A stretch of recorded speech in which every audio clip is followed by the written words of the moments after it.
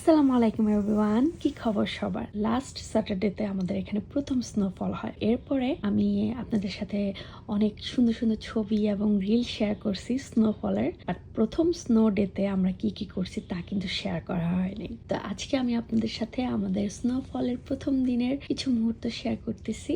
I hope সবার ভালো লাগবে। বছরের প্রথম স্নো।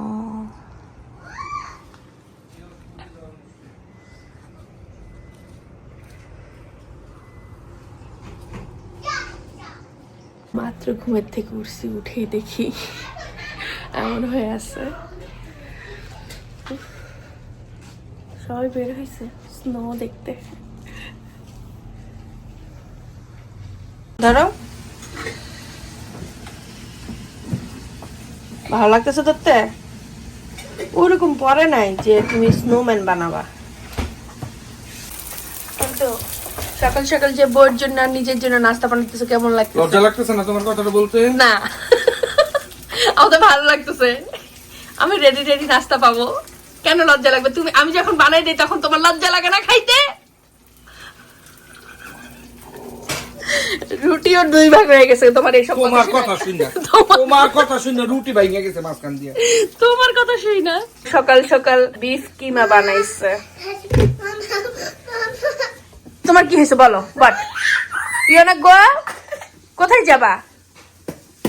মা, আমরা একটু বের হইছি স্নো উপভোগ করার জন্য, কিন্তু সব দেখে আইস হয়ে গেছে।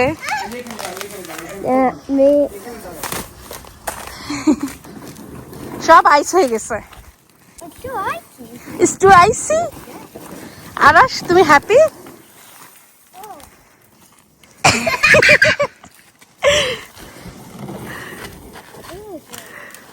ওরা আজকে একটু স্নোম্যান বানাইতে চাইছে, বুঝছো? এখন কিন্তু আবার একটু স্নো পড়তেছে, দেখছো?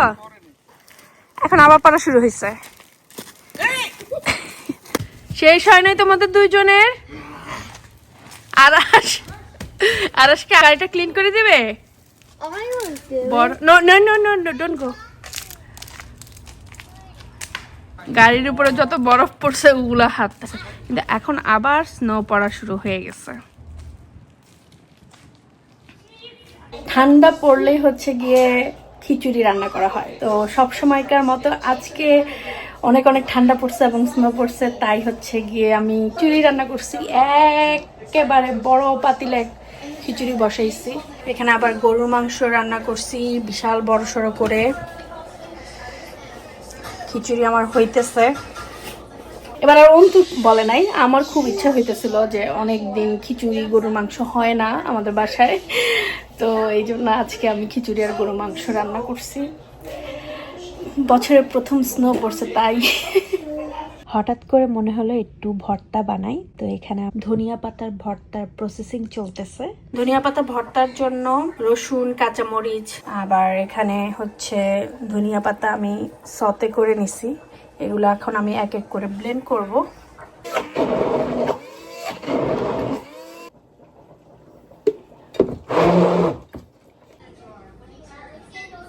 রান্না বান্না শেষ করে আমি এখন আবার বাইরে বের হয়েছি একটু স্নো দেখার জন্য।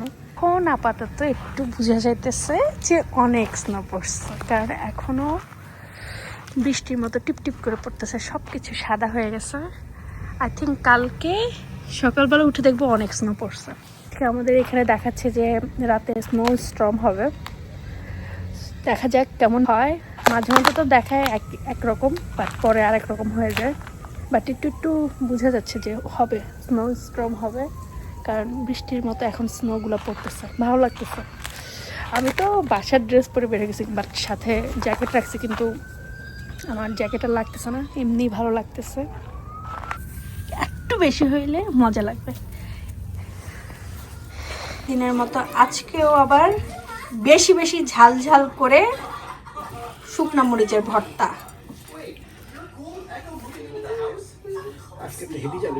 আমি যে ভর্তা বানিয়েছি ওটাও কিন্তু ঝাল হয়েছে।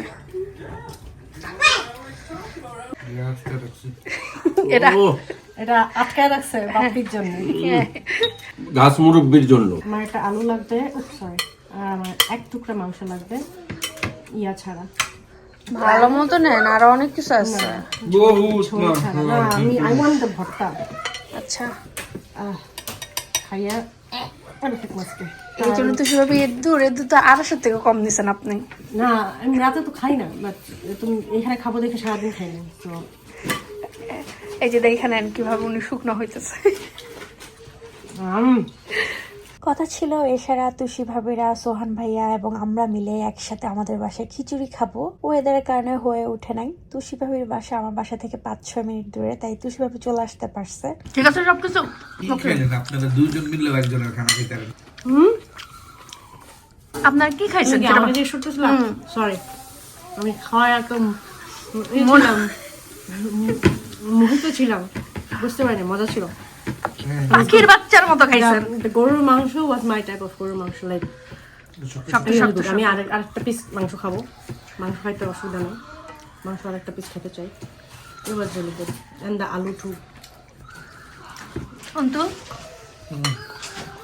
যারা আসলে মিস করতে খাওয়া শেষ করে আমরা তুষি ভাবিদেরকে বিদায় দিতে আসছি, আর এসে দেখি বাইরে বৃষ্টির মতো আইস পড়তেছে। এখন খুব ভালো লাগতেছে, আর সবকিছু এখন সাদা হয়ে গেছে। স্নোর মজাই অন্যরকম না? বৃষ্টির পানি পুরা পাথরের মতো। আমার এই বছরের মনের ইচ্ছাটাও পূরণ হয়ে গেছে যে এই বছরও স্নো পড়বে। তখন বের হয়ে ফারহানাদেরকে আমাদের বাসায় নিয়ে আসছি। তারপর আবার একটু খাওয়া দাওয়া হইলো। খাওয়া দাওয়া শেষ করার পরে চিন্তা করতেছিলাম চলো একটু বাইরে থেকে ঘুরে আসি। কোথায় ঘুরতে যাওয়া যায়? প্ল্যান হইলো তাবাসসুম আপুদের বাসায় যাওয়া যাক। আমাদেরকে আমরা স্নো দিয়ে সব বেরোইছি। বুঝতে হবে আমরা টেক্সাসের বাসিন্দা।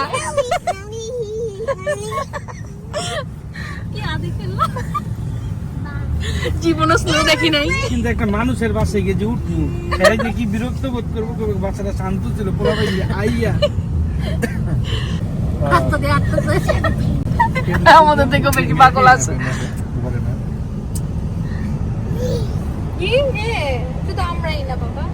অনেক পাগল আছে, অনেক। আমরা স্নো স্টর্ম দিয়ে কোথায় আসছি? বেড়াইতে আসছি, চা খাইতে আসছি। খেতা বালি সবকিছু নিয়ে। ওরা তো ভয় পেয়ে যাবে, ওদেরকে তো আমরা জানাই আসি নাই। Surprise surprise surprise. ওদের এখানে না মজা পারে না। ইস, আমরা তাবাসসুম আপুদের বাসায় চলে আসছি রাতের বেলা। আর ওইখানে হচ্ছে চাদরের মতো বিছায় আছে স্নো। ওদের এখানে বেশি ভালো মতো দেখা যাইতেছে, ওরা ভয় পেয়ে যাবে। চলো। হ্যালো, বলো বলো বলো। আমি কালকে রাত থেকে 10টা থেকে শুরু করছি কাবাব খাবো কাবাব খাবো আর আমি রান্নার অভাবে কাবাব বানাইছি। আমি বাইরেও যেতে চাইছি। এখন তোমার অনুভূতি কি, এই যে রাতের বেলা ধুম করে যে ভূতগুলো এসে পড়ছে? সারা রাত এখন আড্ডা দিতে পারবো, তোমরা স্লিপি হয়ে যাবে, আমি তো হবো না। আমরা একটু পরে নাক ডাইকে ঘুমাই যাবো। খিচুড়ি খাইছি আমরা, পেট ভরা, তাও আন্টি কষ্ট করছে, না খেলে খারাপ লাগছে। তাই না? এইটা কি জিনিস? এটা হলো গিয়ে চিজ আর স্ট্রবেরি দিয়ে দিচ্ছে। ইয়াম্মি জিনিস। চা খাওয়ার লোভে আসছি এই বাসায় এত কষ্ট কইরা। সাইফের হাতের চা, সাহেবের হাতে চা। চা খেতে খেতে আমরা অনেক আড্ডা দিছি এবং আড্ডা দিতে দিতে দেখে অনেক রাত হয়ে গেছে। তারপর আড্ডা টাড্ডা দিয়ে আমরা অনেক রাতে সবাই সবার বাসায় চলে আসছি। সুন্দর লাগে। আমি কালকে নিশ্চিত ওই সকালবেলা আমার কাছে সকালবেলা হবে না, জানি আসবো পাবো না। এই দুই দিনে আসবো না, ভালো লাগছে। রাত্রেবেলা আরো ঠিক পড়বে না, পুরো আলোতে ভরা চারি। আমরা রাতের কয়টা বাজে এখন?